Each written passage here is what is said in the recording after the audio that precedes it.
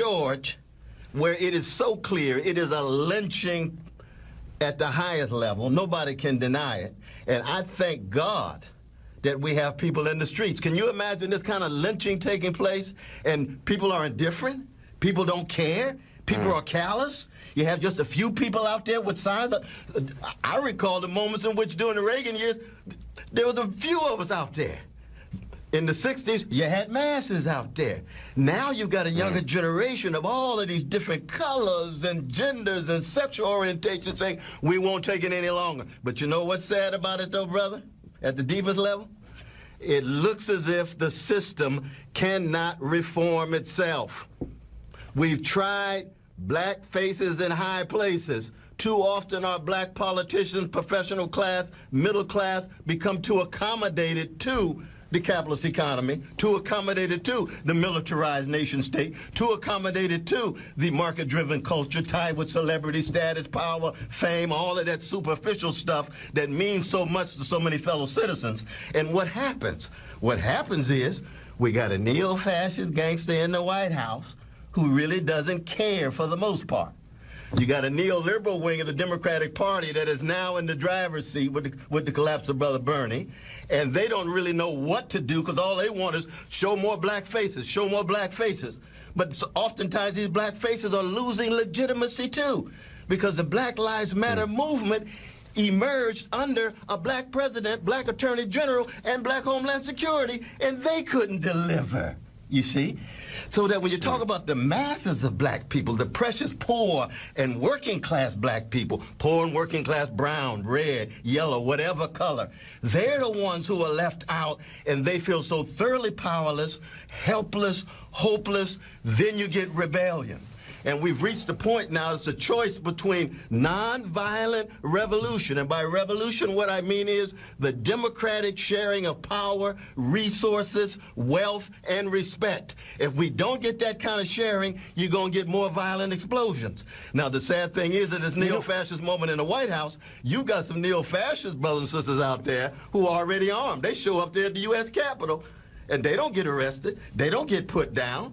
Well, that's the president. That's the extraordinary thing. You see what I mean?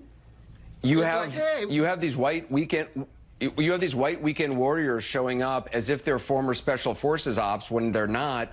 Busting into the State House, and the president praises those people, and yet everybody else is a thug to the president. He quotes, a white sheriff from the South in, I guess it was 67 or maybe 68.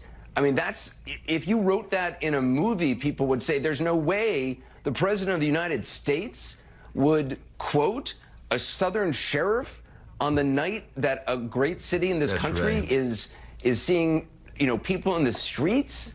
I mean, that's exactly right. But keep in mind, though, brother, also, I guess he is being true to himself.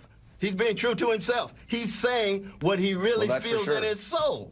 You see what I mean? But see, we have to recognize too, because I know, like Tupac Shakur, I got some thug in me. I know I've got some gangster in me, and as a Christian, I got to fight it every day. What does that mean? That means we have to call people who they are.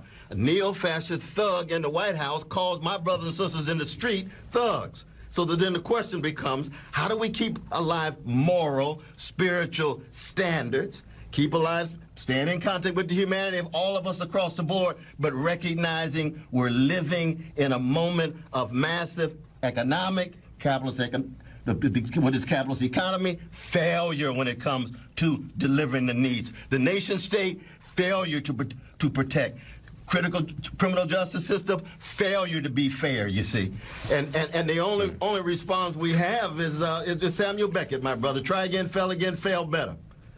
Try again, fail better, because white supremacy is going to be around for a long